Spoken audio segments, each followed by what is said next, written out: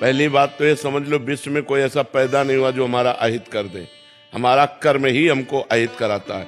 वो व्यक्ति रूप में आवे, घटना रूप में आवे, परिस्थिति रूप में आवे, चाहे जो रूप धर कर ले, हमारा कर्म ही हमारा अहित कर सकता है। विश्व में और कोई पैदा नहीं हुआ कि हमारा अहित कर ले।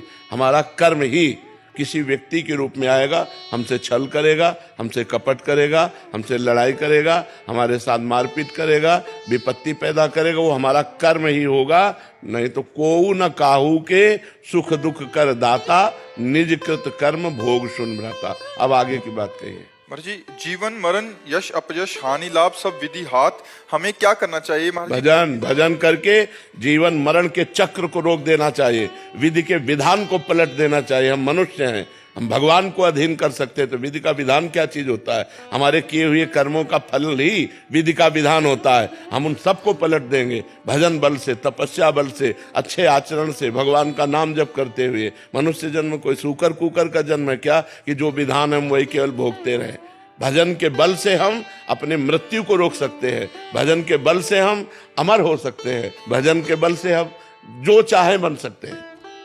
भजन में बहुत बड़ा बल है। हम मनुष्य हैं, मनुष्य हैं, हम कोई साधारण देव दुर्लभ देही हमको प्राप्त है।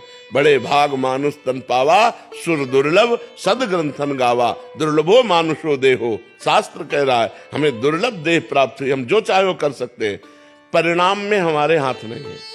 जैसे हम बहुत पढ़ाई लिखाई करके बहुत ग्रेजुएट बने, लेकिन हमें नौकरी नहीं मिल रही, क्योंकि हमारा पूर्व का पाप प्रबल है, वो हमको विपत्ति और दुख देने में, लेकिन भगवत प्राप्ति में नहीं।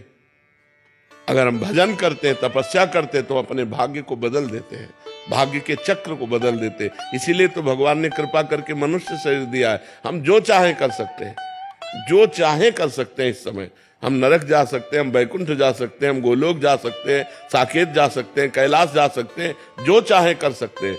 लेकिन चाहे गलत हो गई, पर स्त्री गमन, रुपया पैसा, नशा, गंदे आचरण, तो वही दुर्गति भोगो। फिर भी अपने को असहाय, असमर्थ, चिंता, डिप्रेशन, यही सब फंसो। नहीं तो सही आचरण से चलो, भगवान का भजन करो, देखो तुम्हारा मंगल होता है कि नहीं होता है। समझ में आ रही बात? क्या संशय है? मतलब क्या हमें भाग्य समझ कर चुप करके सहन कर लेना चाहिए या कोई नहीं, दुख सुख तो सहन करना पड़ेगा ही। जैसे कोई नहीं चाहता कि दुख आवे, लेकिन दुख भोगना पड़ता है, क्योंकि हमारे जब पूर्व के पाप कर्म है तो उनका कैसे होगा?